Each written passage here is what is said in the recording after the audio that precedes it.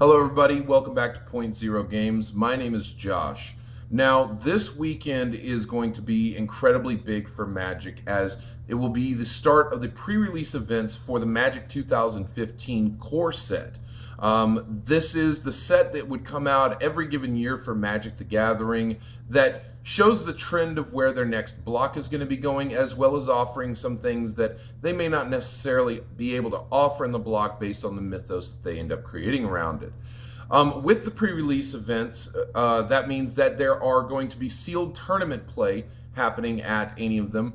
And the one thing that I've noticed at the pre-release events that I've gone to is that there always tends to be some newcomers, or there tend to be people that play in standard and modern and other different formats, but they don't really play in limited format, which is sealed format for anybody who doesn't understand what that meant. But in limited format, it's a very different type of play style than you would find in standard or modern. And we always end up getting a lot of questions from people at pre-release events on how do we build a deck? What do we do? How many lands do we run? Things like that. So I wanted to offer a video to all of you who may be new or maybe veterans that explains the process of the pre-release event, as well as some general strategies and ideas and philosophies behind limited gameplay.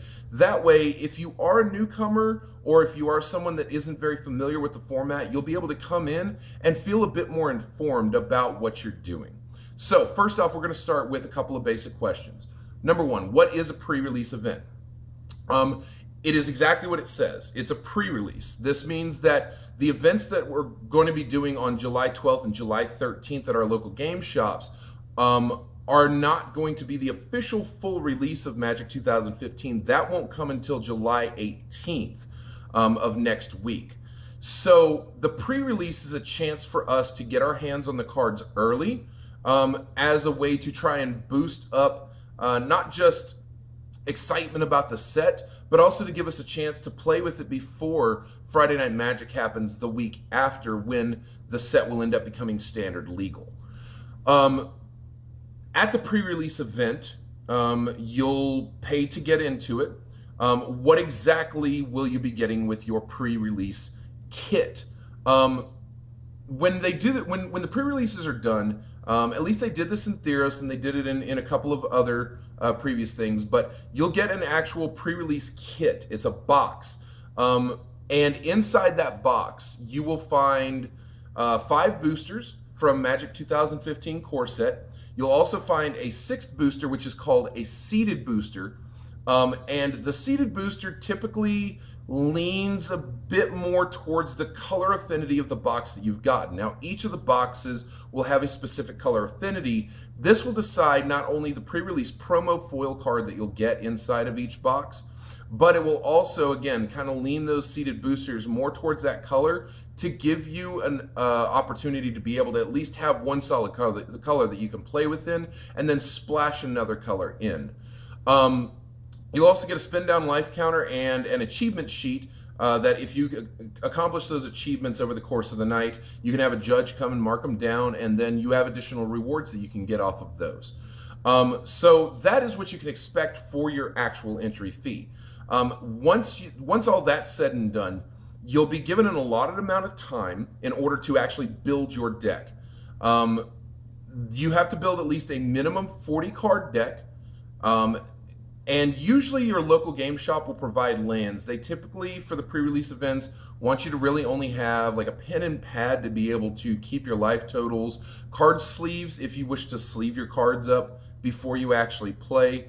But beyond that, they don't really want you, counters. You can have counters, but they don't want you to have any additional cards or anything like that, so that way it's not you're trying to throw in like a shock land out of the middle of nowhere, which, I mean, somebody would hopefully catch. But again, there's a lot of newcomers, and they don't all necessarily know about these things. So with that said, I want to talk about some of the basic strategies behind building your limited deck. This is the thing that people ask about the most at pre-releases. How do I go about building this deck? I play in standard format with 60 cards. How do I build a 40 card deck? And there's a couple of basic philosophies and steps that I'll go over with you right now that if you follow these basic ideas, you will find that you can create a pretty decent limited deck, even if it's your first time around. So we're going to start with the first step, and that is that you need to consider your overall mana curve. Now, what I mean by mana curve is your 1 drops, your 2 drops, your 3 drops, 4, 5, etc., etc. You want to make sure that what you're picking as far as your overall pulls are going to allow you to have something to do on any given turn. It's much the same way that you would find in Standard or Modern. Specifically in Standard, you know, the idea of a 1, a 2, a 3, a 4 drop, and the idea of mana curve is really important in all forms of Magic, but in Limited, I would beg to argue that it means almost more than any of those other formats, solely because you are, for the most part, only using basic lands. You don't have any dual lands accessible to you unless you pull them in the sealed event. But beyond that, you also have to deal with the fact that the cards that you're pulling are not cards that you're choosing for a constructed deck. They are based solely off of what you're pulling out of your sealed boosters. So you could end up getting jack crap, but you've got to try and find a way to make that work within a 40 card deck. So figuring out that mana curve and where that mana curve should be at and making sure that you have plays on every turn is very, very important. Missing 1 turn could be a complete loss for you. So you want to make sure that you find that. Typically, in a 40 card deck, you're going to be running anywhere from 24 to 26 spells. You can go a little less, you can go a little higher if you need to. Typically, you want at least about 8 to 9 of those to be good low drop spells that you can end up casting whenever you need to. And by spells, I mean creatures, enchantments, instant sorceries, whatever they may be. Now, what kind of cards do you pick out of your sealed? There's so many, you've got 90 cards typically to choose from. What do you pick? There's a simple acronym that is used in the Limited community, in the Magic community in general, but specifically in the Limited community, and it's called BREAD. It is an acronym that stands for Bombs, Removal, Evasion, Aggro, and there's a lot of people that like to use D for duds.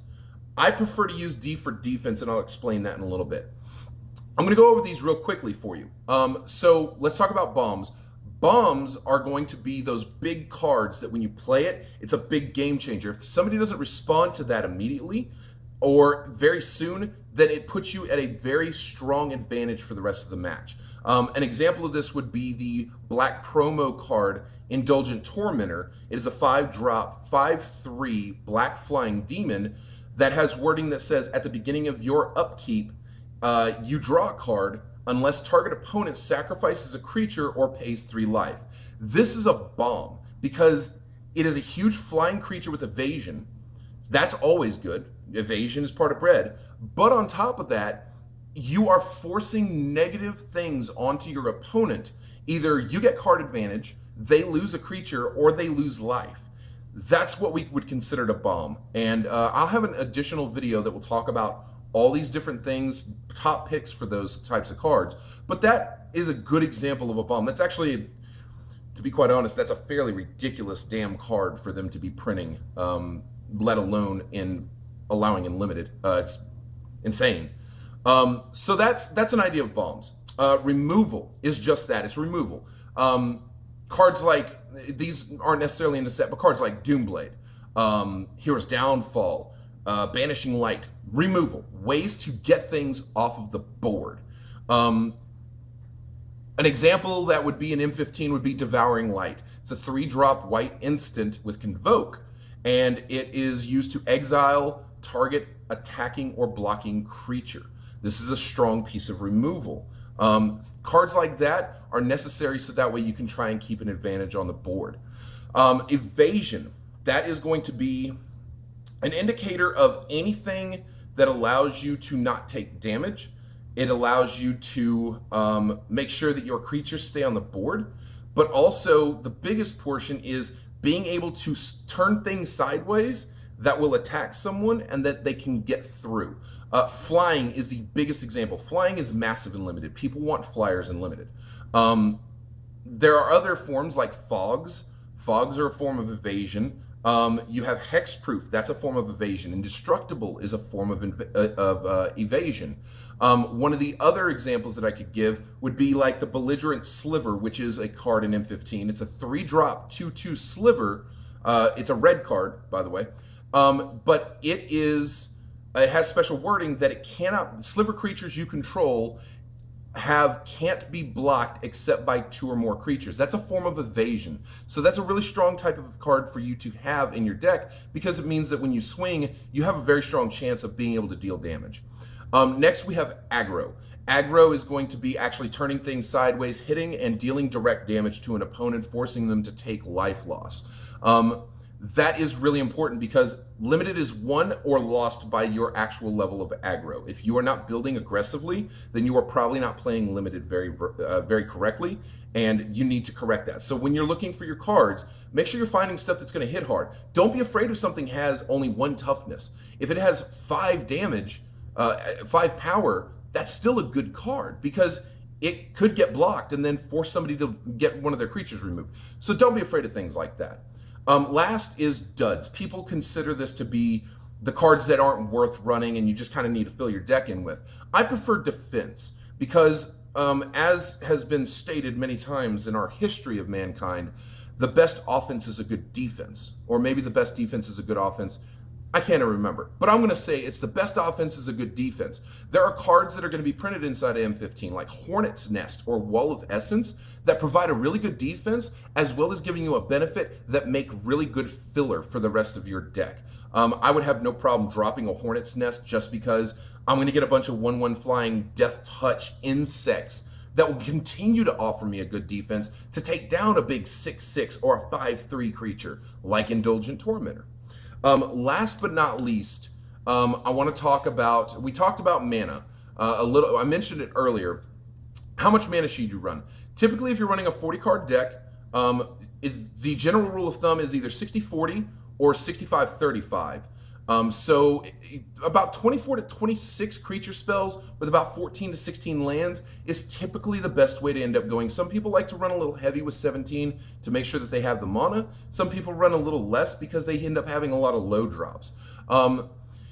If you plan on running more than a 40-card deck, try and hold to the 60-40, 65-35 paradigm because that's going to work best for you. Now also, try to stay within 2 colors. Going beyond 2 colors actually is a percentage decrease every time that you're adding that color in to your chances of winning. You want to try and remain in 2 colors as much as possible, even if you have to put some filler in there, because that's going to give you the best potential for winning. Last but not least, let me consult my script here. Know the cards in the set. There are plenty of places online that have spoilers available for you to be able to look at and see what cards are in the set and available for the actual limited play. Go learn the cards. The reason is because, like I said earlier, you have an allotted amount of time to open your boosters, and actually flip through your cards, and then you have to build a deck out of that. If you know the cards that are in the set, you can look at them by name and know, okay, I know what this is, I know what this is, I know what this is, I know this is good removal, I know this is bad removal, I know that this is a good card, I know that this is a bad card, and that way you aren't spending all your time sitting down and just going, what's this card say? And then not having a deck to play, or having to just say, well, here's a bunch of green cards. That's going to be the best thing that you can do. Learn the set, know what you're getting, and then that way you have time to sleeve your cards up if you wish to. You have time to be able to offer yourself a couple of dry runs, see how your mana curve is working, make sure that your cards are shuffled well. Things like that automatically increase your chances of winning exponentially.